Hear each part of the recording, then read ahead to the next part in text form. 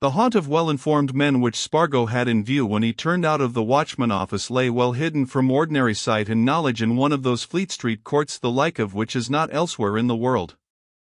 Only certain folk knew of it. It was, of course, a club, otherwise it would not have been what it was.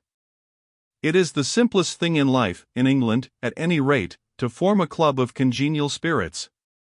You get so many of your choice friends and acquaintances together round you, you register yourselves under a name of your own choosing, you take a house and furnish it according to your means and your taste, you comply with the very easy letter of the law, and there you are.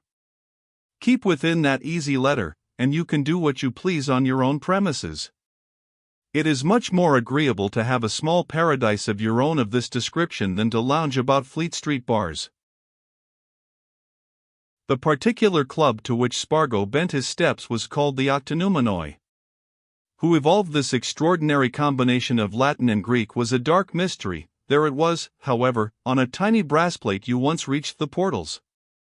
The portals were gained by devious ways. You turned out of Fleet Street by an alley so narrow that it seemed as if you might suddenly find yourself squeezed between the ancient walls. Then you suddenly dived down another alley and found yourself in a small court, with high walls around you and a smell of printer's ink in your nose and a whirring of printing presses in your ears.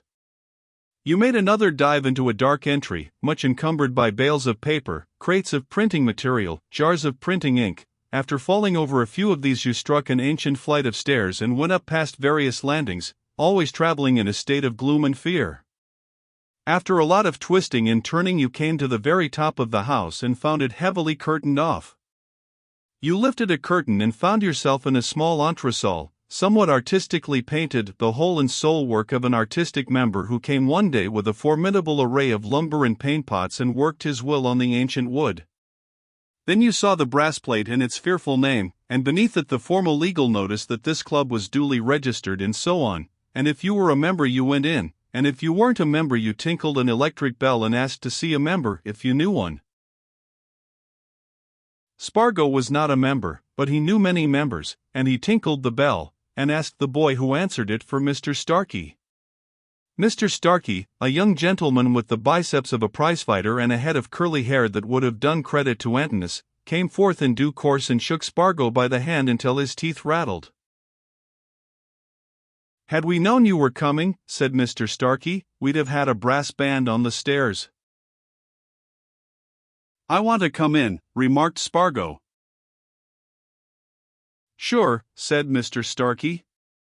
"That's what you've come for." "Well, stand out of the way, then, and let's get in," said Spargo. "Look here," he continued when they had penetrated into a small vestibule, "doesn't old Crowfoot turn in here about this time every night?" "Every night as true as the clock, my son Spargo. Crowfoot puts his nose in at precisely 11, having by that time finished the daily column wherein he informs a section of the populace as to the prospects of their spotting a winner tomorrow," answered Mr. Starkey. "It's 5 minutes to his hour now. Come in and drink till he comes. Want him?" "A word with him," answered Spargo. "A mere word or two." He followed Starkey into a room which was so filled with smoke and sound that for a moment it was impossible to either see or hear. But the smoke was gradually making itself into a canopy, and beneath the canopy Spargo made out various groups of men of all ages, sitting around small tables, smoking and drinking, and all talking as if the great object of their lives was to get as many words as possible out of their mouths in the shortest possible time. In the further corner was a small bar. Starkey pulled Spargo up to it. "Name it, my son," commanded Starkey. "Try the Octoneumenoi very extra special. 2 of 'em, Dick. Come to beg to be a member, Spargo?" "I'll think about being a member of this ante-room of the infernal regions when you start a ventilating fan and provide members with a route map of the way from Fleet Street," answered Spargo, taking his glass. "Phew, what an atmosphere!" "We're considering a ventilating fan," said Starkey. "I'm on the House Committee now, and I brought that very matter up at our last meeting. But Templeson, of the Bulletin, you know Templeson, he says what we want is a wine cooler to stand under that sideboard, says no club is proper without a wine cooler, and that he knows a chap, second-hand dealer, don't you know, what has a beauty to dispose of an old Sheffield plate. Now, if you were on our house committee, Spargo, old man, would you go in for the wine cooler or the ventilating fan? You see. There is Crowfoot, said Spargo. Shout him over here, Starkey, before anybody else collars him. Through the door by which Spargo had entered a few minutes previously came a man who stood for a moment blinking at the smoke and the lights. He was a tall, elderly man with a figure and bearing of a soldier. A big, sweeping mustache stood well out against a square-cut jaw, and beneath a prominent nose, a pair of keen blue eyes looked out from beneath a tousled mass of crinkled hair. He wore neither hat nor cap. His attire was a carelessly put-on Norfolk suit of brown tweed. He looked half unkempt, half-groomed. But knotted at the collar of his flannel shirt were the colors of one of the most famous and exclusive cricket clubs in the world, and everybody knew that in his day their wearer had been a mighty figure in the public eye. "Hi, Crowfoot," shouted Starkey above the din and babble. "Crowfoot, Crowfoot. Come over here, there's a chap dying to see you." "Yes, that's the way to get him, isn't it?" said Spargo. "Here, I'll get him myself." He went across the room and accosted the old sporting journalist. "I want a quiet word with you," he said. "This place is like a pandemonium." Crowfoot led the way into a side alcove and ordered a drink. "Always is, this time," he said, yawning. "But it's companionable. What is it, Spargo?" Spargo took a pull at the glass which he had carried with him. "I should say," he said, "that you know as much about sporting matters as any man writing about 'em?" "Well, I think you might say it with truth," answered Crowfoot. "And old sporting matters," said Spargo. "Yes, and old sporting matters," replied the other with a sudden flash of the eye. "Not that they greatly interest the modern generation, you know." "Well, there's something that's interesting me greatly just now, anyway," said Spargo. "And I believe it's got to do with old sporting affairs. And I came to you for information about it, believing you to be the only man I know of that could tell anything." "Yes, what is it?" asked Crowfoot. Spargo drew out an envelope, and took from it the carefully wrapped-up silver ticket. He took off the wrappings and laid the ticket on Crowfoot's outstretched palm.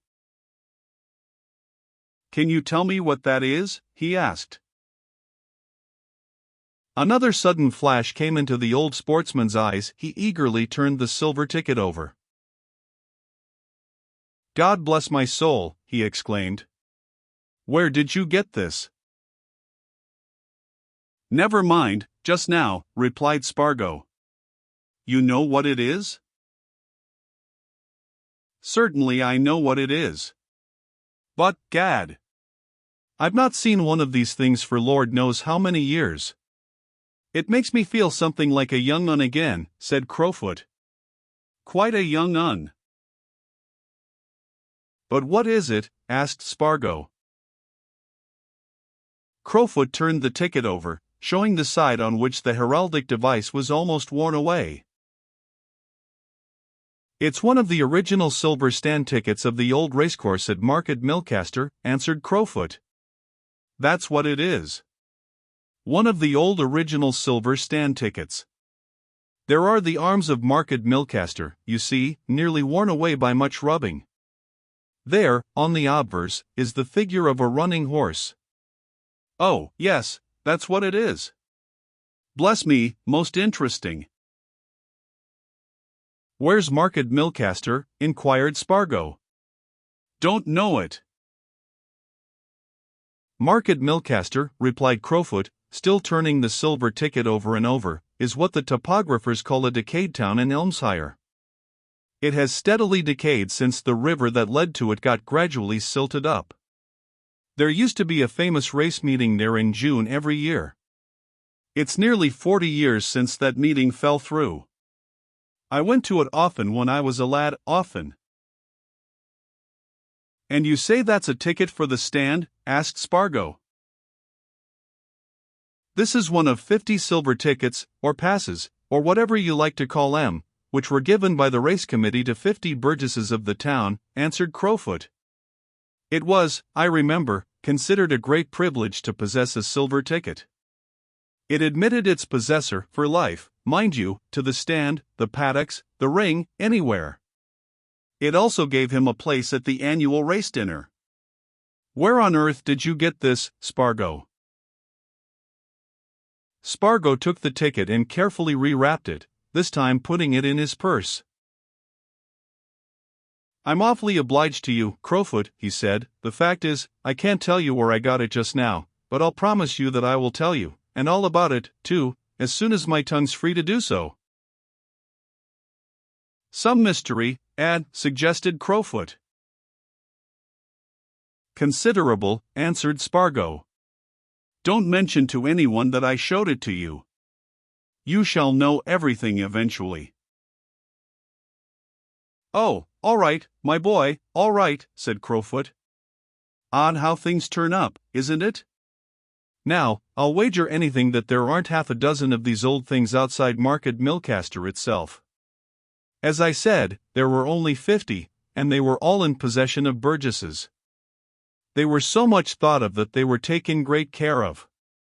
I've been in Market Milcaster myself since the races were given up, and I've seen these tickets carefully framed and hung over mantelpieces. Oh, yes.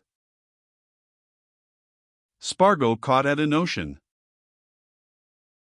How do you get to Market Milcaster? He asked. Paddington, replied Crowfoot. It's a goodish way. I wonder, said Spargo, if there's any old sporting man there who could remember things. Anything about this ticket, for instance?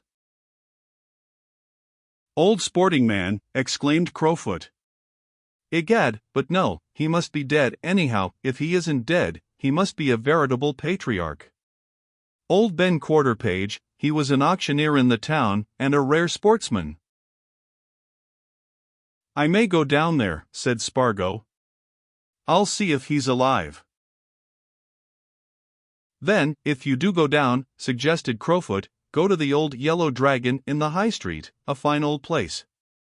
Quarterpage's place of business and his private house were exactly opposite the Dragon. But I'm afraid you'll find him dead. It's 25 years since I was in Market Milcaster, and he was an old bird then. Let's see, now. If old Ben Quarterpage is alive, Spargo, he'll be 90 years of age. Well, I've known men of 90 who were spry enough, even in my bit of experience, said Spargo. I know one now, my own grandfather. Well, the best of thanks, Crowfoot, and I'll tell you all about it some day. Have another drink, suggested Crowfoot. But Spargo excused himself. He was going back to the office, he said. He still had something to do. And he got himself away from the Octoneumenoi, in spite of Starkey, who wished to start a general debate on the wisest way of expending the club's ready money balance, and went back to the Watchman, and there he sought the presence of the editor, and in spite of the fact that it was the busiest hour of the night, saw him and remained closeted with him for the extraordinary space of 10 minutes.